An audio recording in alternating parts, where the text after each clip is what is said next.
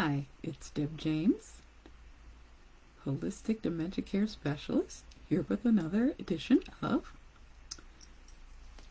Dementia Care Conversations. So, today we're going to talk about hospice. I recently made the decision to place my mother on hospice, and some people were very taken aback. Some people think that they must come see her now because she's going to die soon. Here's the thing with hospice, though, and having worked hospice before, it's hard for people to grasp that hospice does not mean someone is immediately in a condition that they will die very soon. Hospice is palliative care. And what that means is you're making the person comfortable. Their situation is serious. It is not something they are likely to survive. So the intent is to make life more comfortable for them. Now, you may have noticed in my description of today's conversation, I mentioned Jimmy Carter. Jimmy Carter has been on hospice for 18 months. And people ask, well, wait a minute. I thought you could only be on hospice for 6 months. Well, that's true, but it's 6 months at a time. If the person survives longer than 6 months, then the doctor just recertifies them. It's not like their situation has changed. It's not like they're not going to die at some point.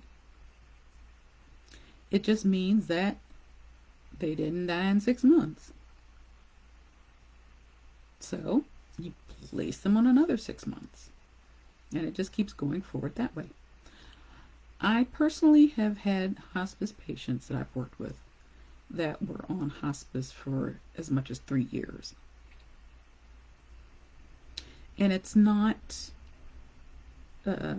taking advantage of the system or anything, because a hospice physician has to first certify that the person indeed is warranted hospice care. So that's one thing you don't have to deal with. And once they're certified, you can take them off of hospice at any point. That is the family or caregiver's choice. But the thing is, hospice provides you so much support that you may not have access to. And best of all, Medicare covers it. Now, there may be certain things that Medicare does not cover, basically certain medications.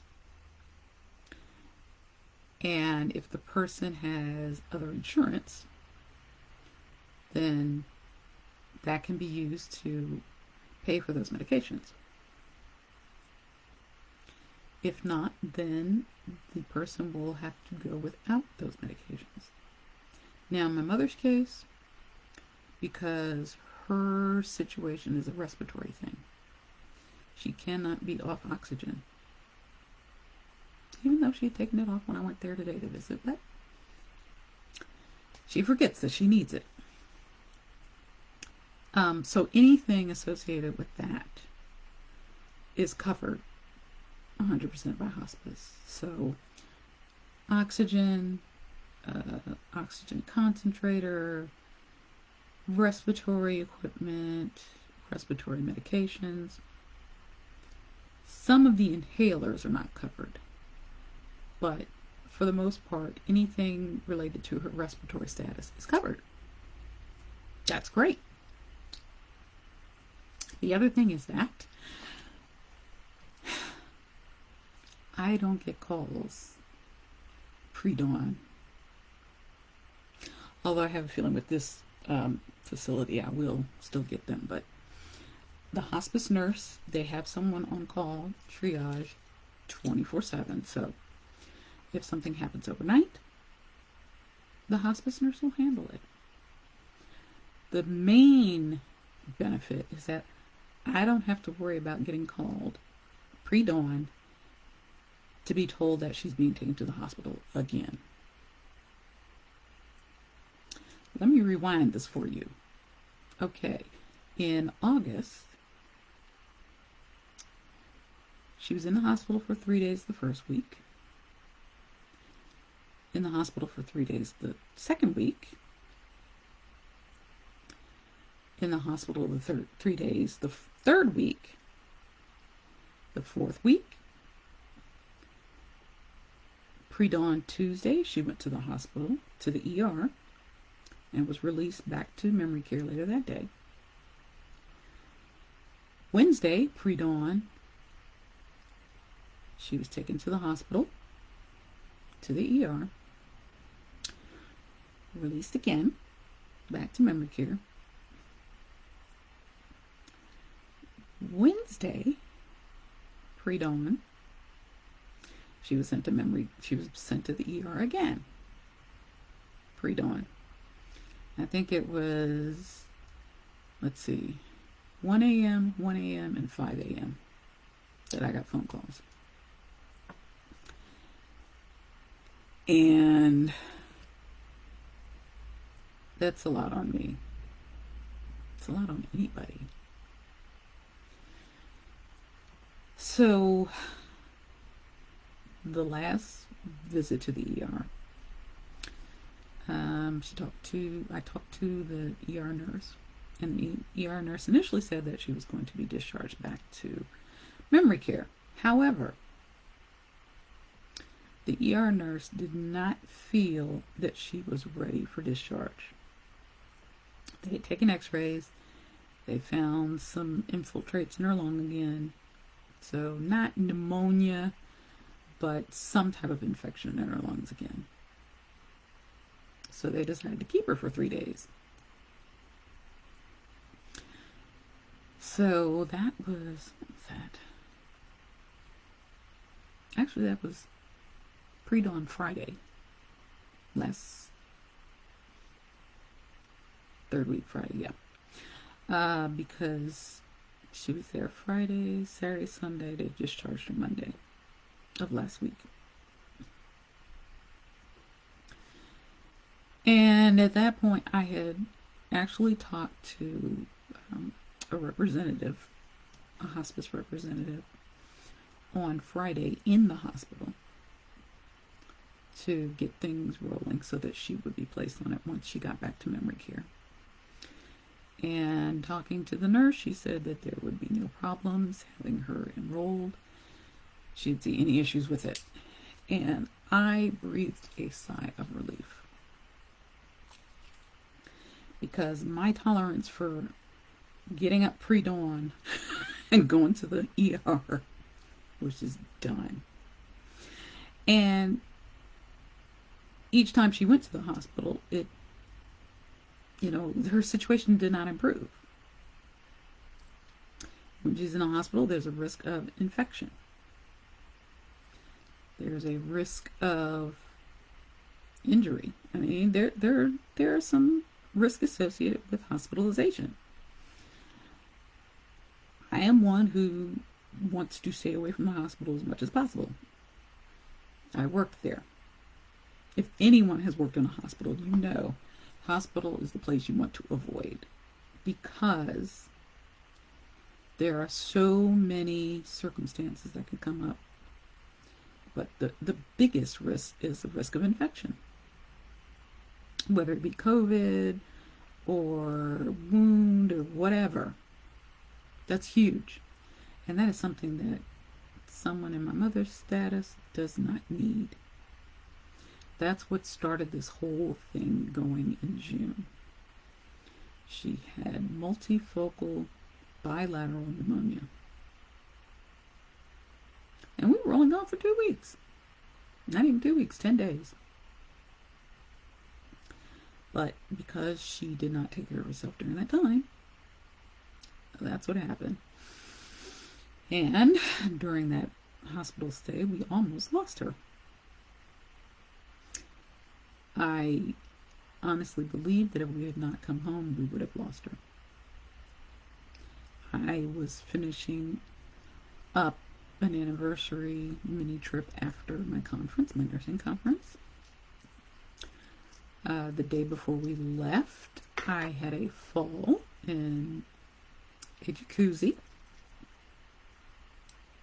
Thought I had dislocated my shoulder, which I did, but I also found out 3 weeks later that I had fractured it. But no surgery. It's all good. I was released from PT today. I have my home program. I'm good. But if we had had a hospice on board during that time, there wouldn't have been a question of, I gotta get back, I gotta get back, I gotta get back. I mean, for whatever reason, something in here and in here kept telling me, you need to go home. You need to go home when you're supposed to go home. And I did. But hospice opens up so many opportunities for you. You have a hospice nurse that comes in typically once a week, but it depends on the person's situation.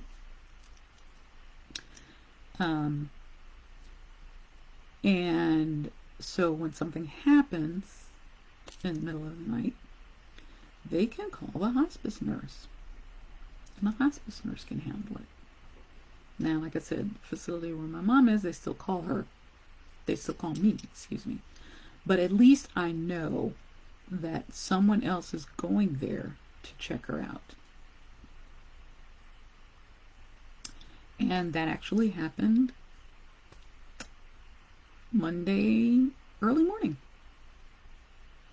Got a phone call that my mother decided that she was going to get up out of the chair and walk over to the bed without any assistive device or any assistance. And she fell between the dresser and the bed.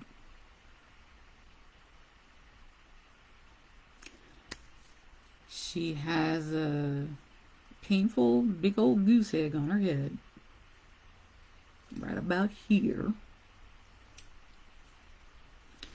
But when I received the call from the facility, first thing they said was a hospice nurse has been notified. So I knew I didn't have to panic. Because if anything further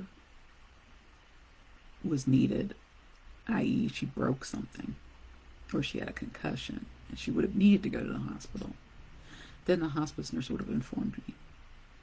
So I appreciate that the facility called me and let me know. But I was also very appreciative that a hospice nurse was able to go there and check her out. The other availability is a nursing assistant that can come in and help with what's called activities of daily living. So we're talking about bathing,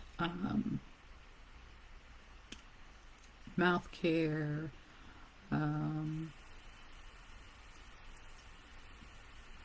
just those little things that are necessary, but not necessarily necessary every day. So, that can assist with feeding if that's needed. And so it just gives you more peace of mind. Now, I'm not expecting my mother to go like tomorrow. When I told my brother what I had done, he was very anxious and unglued and wanted to know if he should come to see her. And I explained that that really wasn't necessary because she could not stay in her room. She has a roommate. And, you know, her days are, some days are good, some days are bad. Today was a good day. I found out that she actually went to the dining area for breakfast and stayed in that area through lunch and ate most of her lunch. So that is definitely a win. Definitely a win.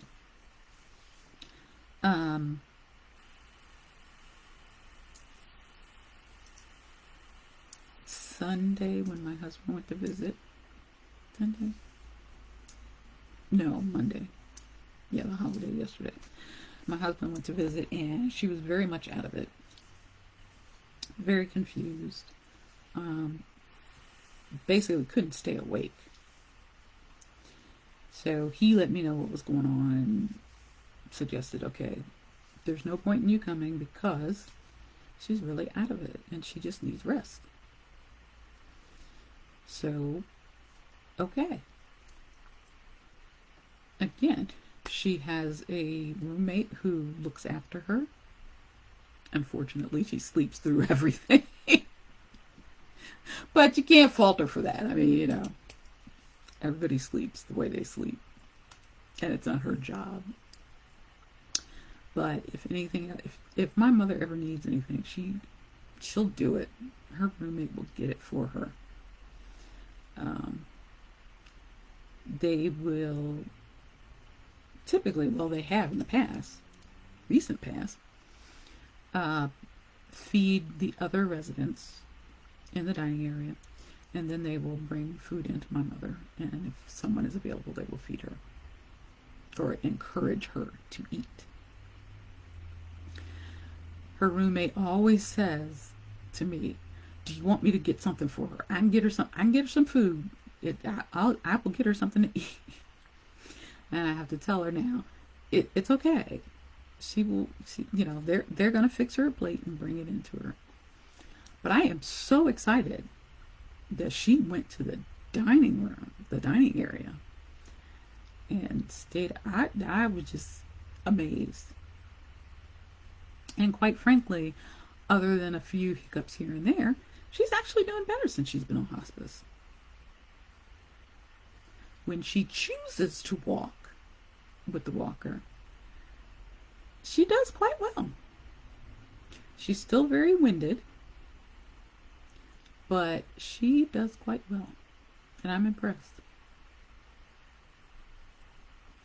So I think that hospice has been beneficial to her in terms of she doesn't have to panic about going to the ER again. And I think she's less stressed about things. Because now it's like, okay, you want to drink sodas? All right. We prefer that you drink a little bit of water, but if that's all you want to drink is sodas, that's fine. If you want to eat a bunch of candy, go for it. I'm not saying there won't be consequences, but at this point, it's like comfort care, you know? She wants to drink milkshakes? Okay, I just have to remind them that if she drinks a milkshake without getting her lactate ahead of time, you all are going to have a very busy night. I mean, I can't do anything about that. She's lactose intolerant. We've told them multiple times, but they will give her ice cream on the regular. And I'm like, as long as y'all are willing to deal with that, fine. But, you know, don't look at hospice as the last resort. Look at hospice as other ways to cope, additional ways to cope. And they also provide services for the family or the caregiver. You know, they have groups that meet. They have grief groups. They have resources for people who are struggling to deal with the situation and the inevitability. but hospice is a beautiful thing. You really should try it. So, if you enjoyed this video, please let me know. Leave a comment. Also, you can go to my link tree,